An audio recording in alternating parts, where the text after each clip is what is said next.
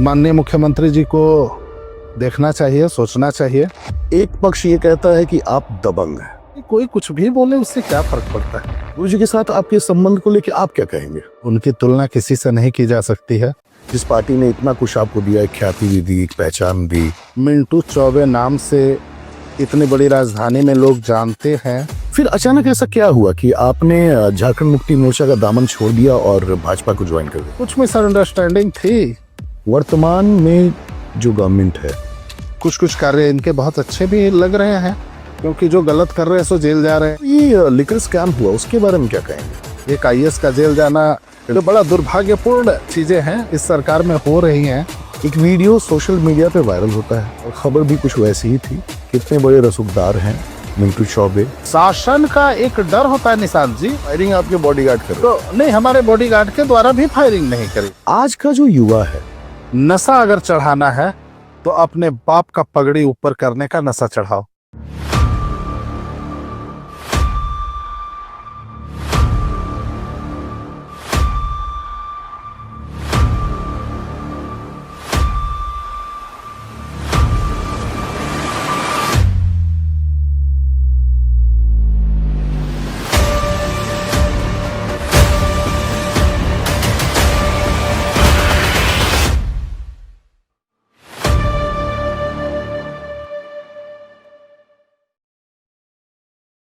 झारखंड की राजनीति अपने आप में बहुत ही रहस्यमयी है। आपको पता है कि देश में राजनीति का एक अलग हिसाब किताब चलता है और झारखंड में राजनीति का हिसाब किताब बिल्कुल अलग चलता है। यहाँ कब क्या होगा ये कह पाना किसी के लिए भी मुमकिन नहीं है। लेकिन इसी राजनीतिक गलियारे से एक इंसान ऐसा, जिसे लोग कभी दबंग कहते हैं तो कोई कहता है कि यार ये सामाजिक कार्यकर्ता है, ऐसा ही एक नाम है झारखंड की राजधानी रांची में। ज्यादातर लोग मिंटू चौबे कहते हैं और ऐसे नाम इनका है प्रभाकर चौबे। जी हाँ, डॉक्टर प्रभाकर चौबे आज हमारे साथ इनफैक्ट में वो हैं। कैसे हैं प्रभाकर जी?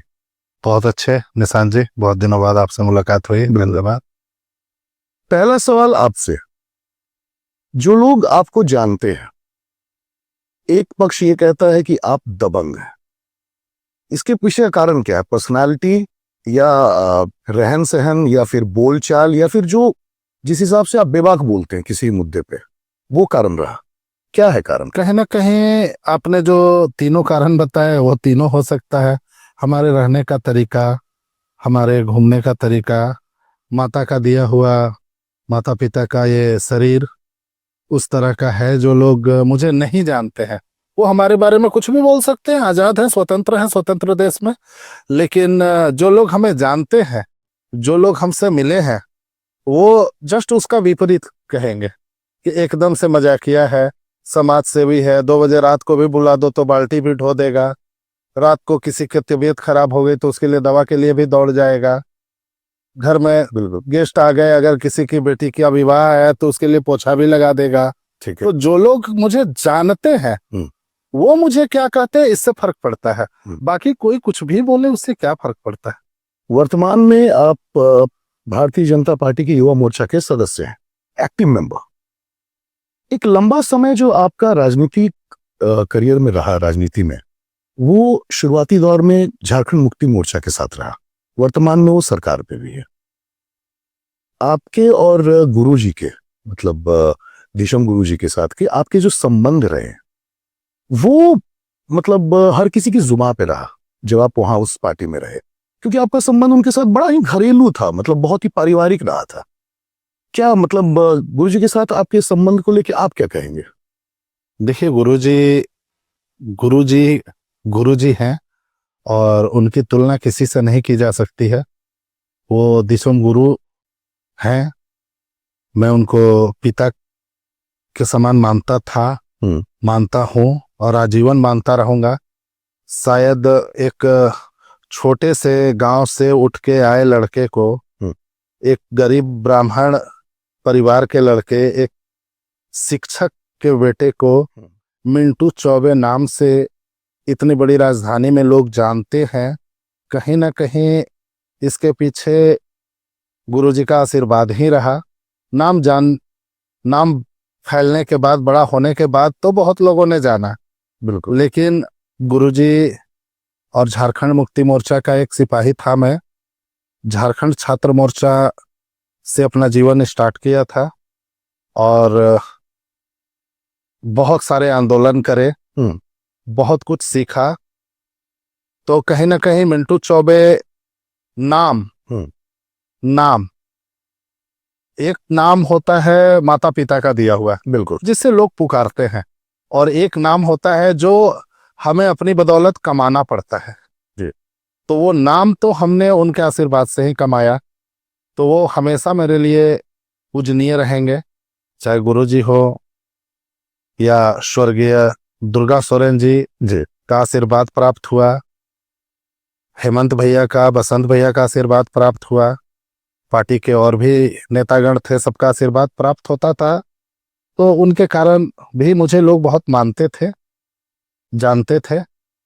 कुछ परिस्थितियां हुई ऐसी, होता है घर में भी होता है कला। मतलब वो ये सवाल, अगला सवाल मेरा यही था कि जहां से राजनीतिक मतलब दौर में एक पहचान बनी, जिस पार्टी ने इतना कुछ आपको दिया, एक ख्याति भी दी, एक पहचान दी, आप उस पार्टी के साथ हमेशा से बहुत खुश रहे, फिर अचानक ऐसा क्या हुआ कि आपने झारखंड मुक्ति मोर्चा का दामन छोड़ दिया और भाजपा को ज्वाइन कर गए? देखिए, कुछ परिस्थितियां होती हैं, कुछ मिसअंडरस्टैंडिंग होते हैं जो कि तत्काल में समझ में आता है नहीं है लोगों को, चाहे मुझे हो चाहे पार्टी को हो। कुछ मिसअंडरस्टैंडिंग थी जिसके कारण मैं भाजपा में आ गया, लेकिन जिस ईमानदारी और कर्मठता के साथ मैं वहां था, मैं अभी यहाँ हूं। तो इसीलिए अब पुरानी बातें ज्यादा ना ही करें, क्योंकि मैं भाजपा का सिपाही हूं और एक सच्चा सिपाही हूं। मोदी जी के क्रियाकलाप विकसित भारत की तरफ जो ले जाने का उनका निष्ठा है, उनके कार्य हैं, उसमें एक सिपाही की भूमिका निभा रहा हूं और हृदय से निभा रहा हूं, ईमानदारी के साथ। हमारा इतिहास क्या था, तो ऐसा नहीं है। जो भी राजनीतिक संगठन होते हैं, सबके अपने अपने नीति सिद्धांत भले ही अलग होते हैं, लेकिन सबका लक्ष्य यही होता है कि वो अपने राज्य का, अपने देश का विकास करे, अपने राज्यवासियों का, देशवासियों का विकास करे।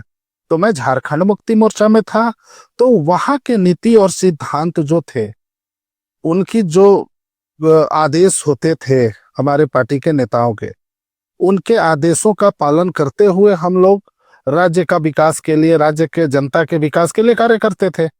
यहाँ पे जैसे मैं भाजपा में आया, मुझे माननीय मोदी जी के कार्यशैली पसंद आई, माननीय मोदी जी के साथ पूरे देश को चलता हुआ देखा, तो मुझे लगा कि मोदी जी के सैनिकों में मुझे भी शामिल होना चाहिए। तो मैं मोदी जी के सैनिक में शामिल हो गया, सेना में, और एकदम अंत्योदय तक मोदी जी का जो पहुंचने का भाजपा का एक जो लक्ष्य होता है कि अंत्योदय, एकदम समाज के आखिरी पायदान पे खड़े व्यक्ति तक विकास को पहुंचाना, तो उस कार्य में लग गया और मजा आ रहा है काम कर रहे हैं। मैं वर्तमान में राज्य सरकार जो राज्य के लिए कर रही है, जो राज्य की जनता के लिए कर रही है, जो भी सुविधाएं उपलब्ध करा रही है, चाहे वो शिक्षा के क्षेत्र में हो या फिर जो उत्थान की बात करते हैं कि आदिवासी समाज का एक उत्थान हो रहा है, वर्तमान में जो गवर्नमेंट है उसको आप कैसे देखते हैं? क्या वो सारी चीजें जो सोच थी, जो लोगों ने सोच के रखा था कि अब आदिवासियों का एक तरह से कह सकते हैं कि फिर से अब विकास होगा, एजुकेशन उस हिसाब से होगा, क्योंकि आए दिन ये खबरें आती हैं कि कहीं ना कहीं एजुकेशन में थोड़ी कमी है अभी भी। देखिए, एजुकेशन में कमी है, सारे कार्यों में कमी हो जा रही है। अभी थोड़ा माननीय मुख्यमंत्री जी को इस पर विचार करने की आवश्यकता है, क्योंकि उनको दूसरी बार जिस सोच के कारण लोगों ने बिठाया है, देखिए, कहीं इनको सोचने की आवश्यकता है, देखने की आवश्यकता है कि कहीं मैया के चक्कर में सारी योजनाएं तो ठप नहीं हो गई हैं। जैसा कि आप लोग भी बाजार में सुनते होंगे कि बहुत सारे विभागों के फंड रुक गए हैं, बहुत सारे कार्य रुके हुए हैं। तो केवल एक मैया योजना के चक्कर में बहुत सारे योजना, तो एक सामंजस्य, सरकार में एक सामंजस्य बैठाने की आवश्यकता होती है तो सामंजस्य बैठा हुआ है कि नहीं, ये देखने की आवश्यकता है। ऐसे कुछ कुछ कार्य इनके बहुत अच्छे भी लग रहे हैं, क्योंकि जो गलत कर रहे हैं सो जेल जा रहे हैं। वर्तमान में जो ये लिकर स्कैम हुआ उसके बारे में क्या कहेंगे?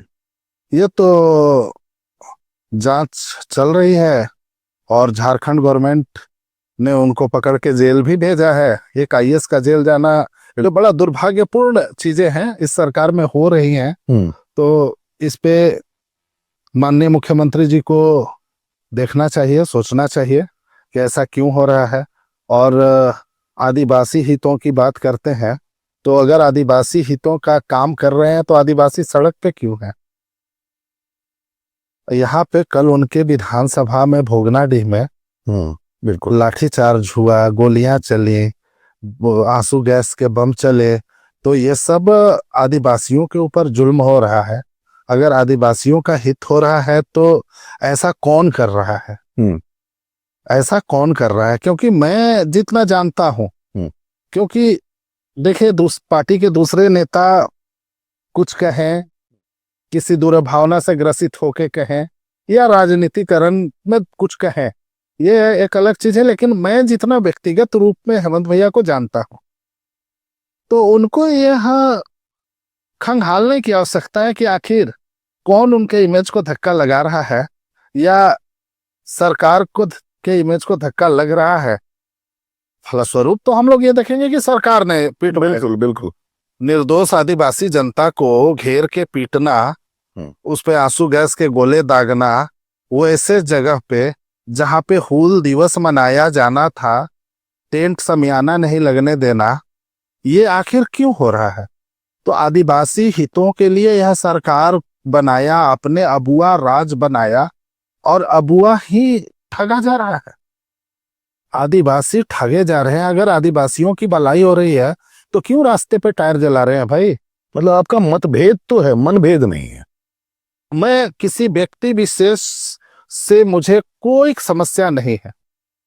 आपकी कार्यशैली जो है उसमें थोड़ा बदलाव की आवश्यकता तो है, क्योंकि मैं व्यक्तिगत रूप में उनको जानता हूं। व्यक्तिगत रूप में जानता हूं क्योंकि वो बड़े सुलझे हुए व्यक्ति हैं, बहुत ही सुलझे हुए व्यक्ति हैं। लेकिन आखिर हमें रिजल्ट क्या मिल रहा है? ये मायने रिजल्ट तो हमें यही मिल रहा है कि आदिवासी रोड पे पीटे जा रहे हैं। और हाल ही में जिस तरीके से उनका हमने देखा कि पुतला जिस तरह से जलाया जा रहा है, समाज बिल्कुल सिरमटोली फ्लाईओवर का रैंप को लेकर के इतना विवाद हुआ, इन्होंने जबरन उद्घाटन भी कर दिया। वहां हमारे रांची के आदिवासी, झारखंड के आदिवासी भाई जिनका कि इमोशन जुड़ा हुआ है, आपने जहां पे जबरिया करके तुरंत से उद्घाटन कर दिया, गहरा विरोध भी। और देखिए कि कल गुरु जी के लिए उसी सिरमटोली में हमारे आदिवासी भाई बहनों ने एक प्रार्थना रखी थी। वहां पे एक विशेष पूजा रखा था गुरु जी के स्वास्थ्य के लिए।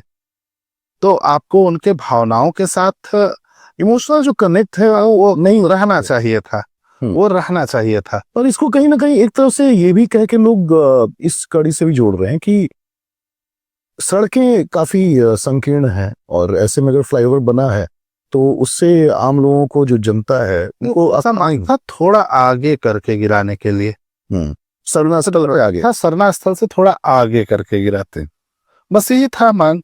तो देखिए, बीच का रास्ता तो हर जगह निकाला जा सकता है, सरकार है, कर सकती थी। तो इसकी विफलता है, ये ऐसा नहीं हो पाने के कारण।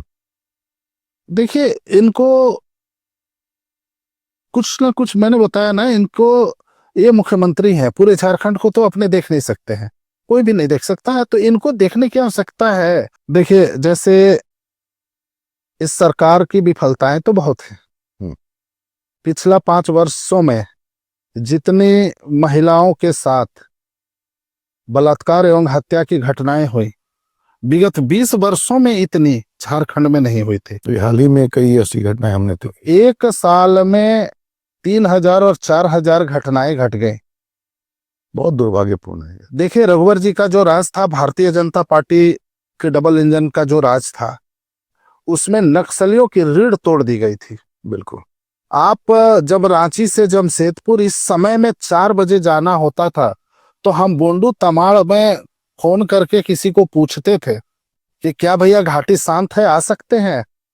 लेकिन रघुबर जी का दृढ़ जो फैसला था, निश्चय था कि या तो सरेंडर करो या तो मारे जाओगे। और वैसा हुआ। और वैसा हुआ कि आज रात को 11 बजे आप गढ़वा चले जा सकते हैं। आप रात को 12 बजे जमशेदपुर के लिए बाइक निकालिएगा और चले जाइएगा, कार निकालिएगा और चले जाइएगा। ये उनका देन था। लेकिन जैसे ही झारखंड मुक्ति मोर्चा शासन में आई, ऐसा क्या हुआ कि शपथ ग्रहण समारोह के दूसरे दिन ट्रक फूंक दिए गए, जेसीबी फूंक दी जा रही है, नक्सलियों का प्रादुर्भाव फिर से चालू हो गया है, अपराधी बेलगाम हो गए हैं, सरेआम हत्याएं हो जा रही हैं, निरंकुश शासन हो गया है। तो शासन में अंकुश तो लगाने की आवश्यकता है। पुलिसिंग कहाँ गई? आज सरेआम किसी गरीब को उठा के आप पूछ ले 2 कट्ठा का मोटेशन कराना है तो भैया हमारे पास पैसे नहीं, कैसे कराए? जेन्युइन कोई काम नहीं हो पा रहा है। हर एक जगह बहुत सारे, कहीं लेखाकार पकड़ा रहे हैं तो कहीं पे कोई पकड़ा रहा है, कहीं पे कोई पकड़ रहा, इनके एसीबी ही पकड़ रही है, लेकिन लोगों में डर नहीं रहा। अच्छा, भ्रष्टाचार में शासन का एक डर होता है निशांत जी, बिल्कुल शासन का एक डर होता है प्रशासन के अंदर कि हमारे ऊपर भी कोई बैठा है। मैं सभी प्रशासनिक अधिकारियों को सर्टिफिकेट नहीं दे रहा हूं, मैं होता भी नहीं हूं सर्टिफिकेट देने वाला, सबको अच्छा और गलत कहने वाला, लेकिन जो गलत है उनको गलत कहने का मैं हिम्मत रखता हूं, मेरे में यह हिम्मत रखता हूं। आपने जो पूछा था ना कि आपको लोग इस तरह का दबंग की छवि देखते हैं, तो मुझे शौक से कहता हूं मैं, और मुझे कहने में कहीं से भी हिचक नहीं है कि मैं सही को सही और गलत को गलत कहने का हिम्मत रखता हूं, चाहे जो हो जाए परिणाम। अभी यहाँ पे ऐसा है जैसे कि लग रहा कि ये लोग पानगुमटी खोल के बैठ गए हैं, नीचे से लेके ऊपर तक। तो इन सब पे लगाम लगाने के लिए एक मजबूत शासक की आवश्यकता होती है, जिसको रघुबर दास जी ने प्रूफ करके दिखाया है। रघुबर दास जी ने, भाजपा के शासन ने इसको प्रूफ किया, प्रमाणित किया है कि भैया काम तो करना पड़ेगा आपको ईमानदारी के साथ, वरना आपको काम करने के लायक नहीं छोड़ा जाएगा। तो काम तो ईमानदारी के साथ करना पड़ेगा। नक्सलियों और अपराधियों को उन्होंने साफ हिदायत दे दी थी कि या तो आपको आके सरेंडर करो या तो मारे जाओगे, और नक्सल से शांत कर दिया पूरे झारखंड को। प्रशासन के ऊपर शासन है, ये उनको पता होना चाहिए कि एक ईमानदार शासक बैठा है हमारे ऊपर। ईमानदार शासक जब होगा तो प्रशासन में उनका डर होगा कि हमें बेईमानी नहीं करनी है। बिल्कुल, बस वो डर होना भी चाहिए। आपके जवाब से मेरे जहन में एक सवाल आया। कुछ साल पहले की बात है, एक वीडियो सोशल मीडिया पे वायरल होता है, जिसे खबरों में लोगों ने देखा, और खबर भी कुछ वैसी ही थी। कितने बड़े रसूखदार हैं मिंटू चौबे, इनकी राजनीतिक जो पकड़ है बहुत स्ट्रांग है। इन देखिए, वो जो वीडियो था किसी राजनीति से ओतप्रोत होके, क्योंकि जो वीडियो वायरल हुआ था वो मैं भी देखा था, चूंकि केस हो गया था, लोग राजनीतिक कर गए थे।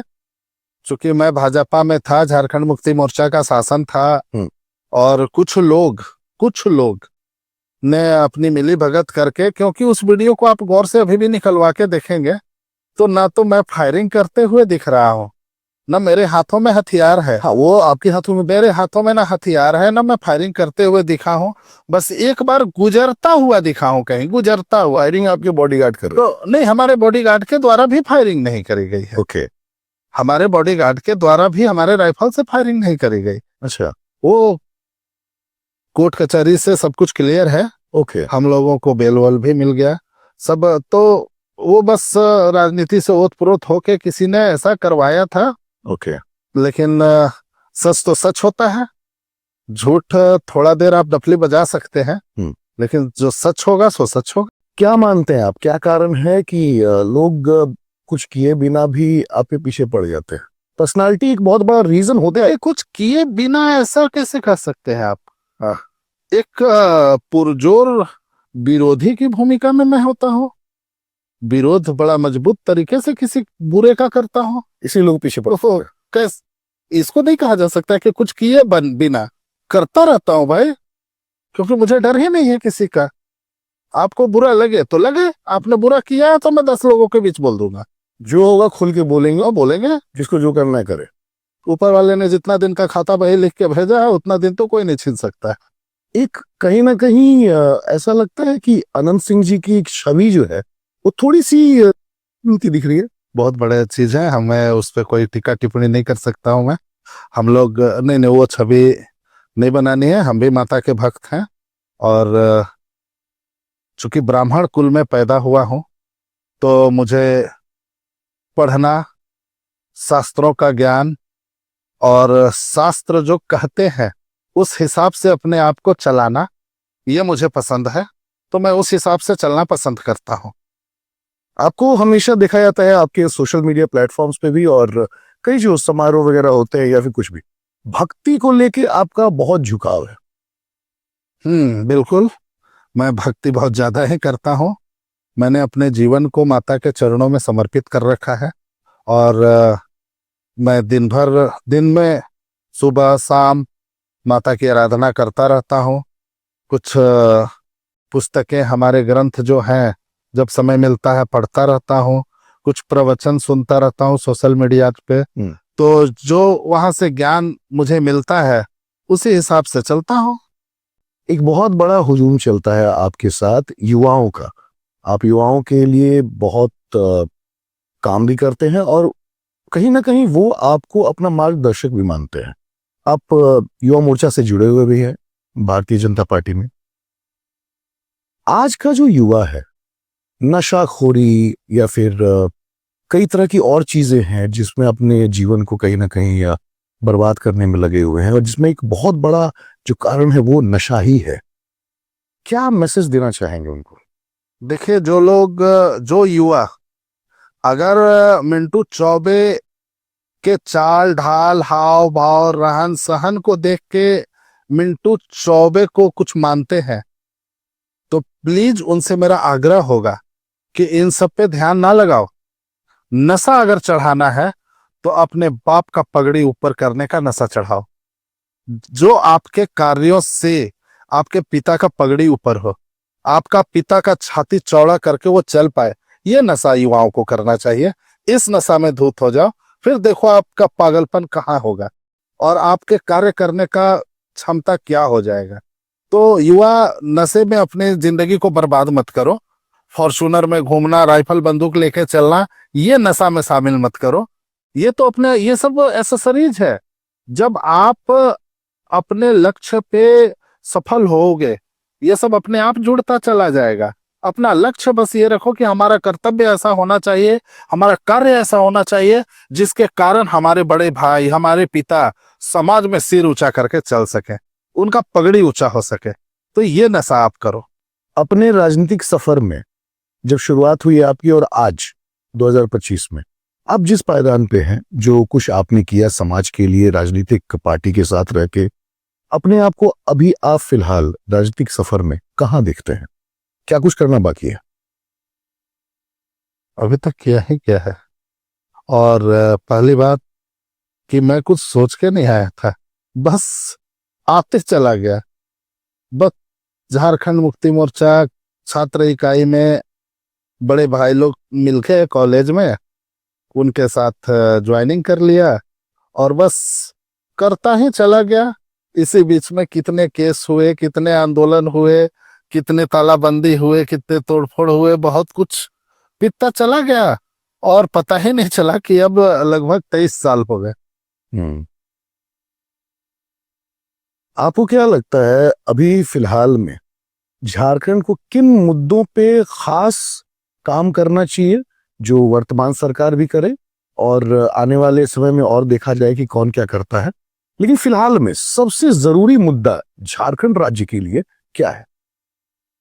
पलायन रोके, युवाओं को यहीं पे रोजगार की व्यवस्था कराई जाए, क्योंकि यहाँ का कोयला, यहाँ का लोहा, यहाँ का यूरेनियम पूरा देश को चला रहा है और यहाँ के मजदूर पूरे देश में काम कर रहे हैं। शर्मनाक बात है। बिल्कुल। तो यहाँ के युवाओं के लिए सोचे, यहाँ रोजगार के लिए सोचे, यहाँ से पलायन ना हो उसके लिए सोचे, हमारी बेटी बहन सुरक्षित रहे उसके लिए सोचे। सरकार को अभी पलायन पे काम करना चाहिए।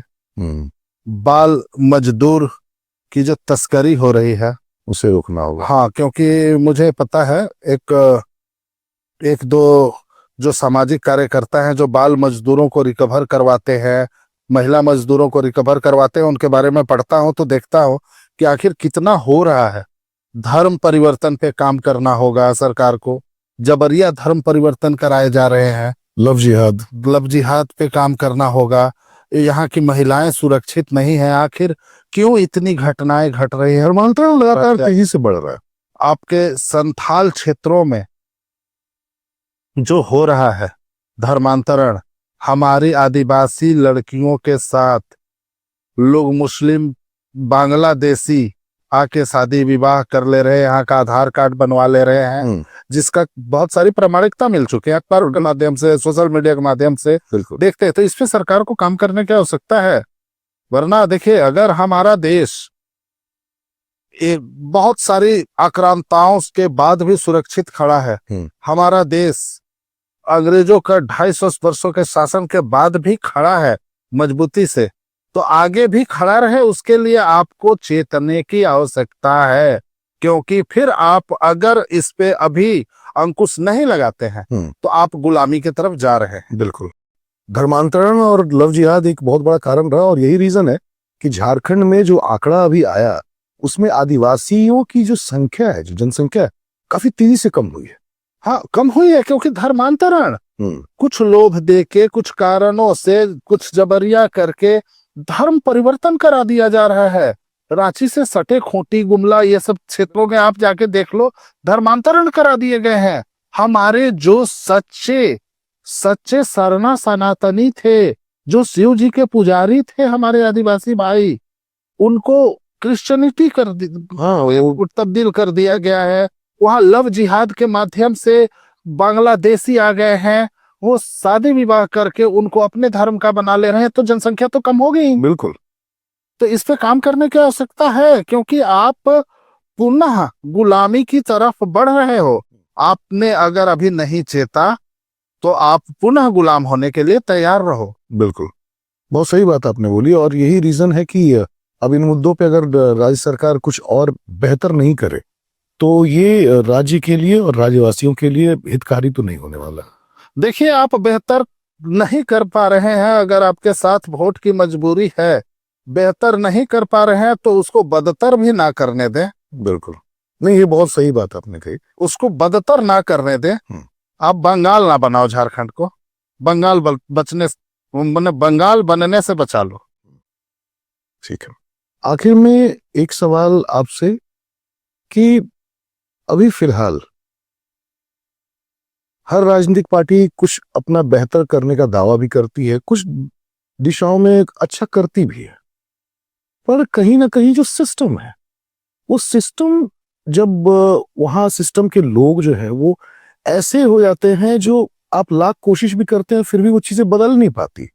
जैसे अभी फिलहाल में, जैसे हमने लिकर स्कैम के बारे में बात किया, उसके पहले कई चीजें ऐसी आई, आप देखेंगे कि एजुकेशन को लेके बहुत कुछ हुआ, अभी फिलहाल जैसे शिक्षकों की नियुक्ति को लेके है, तो कई ऐसी चीजें होती हैं।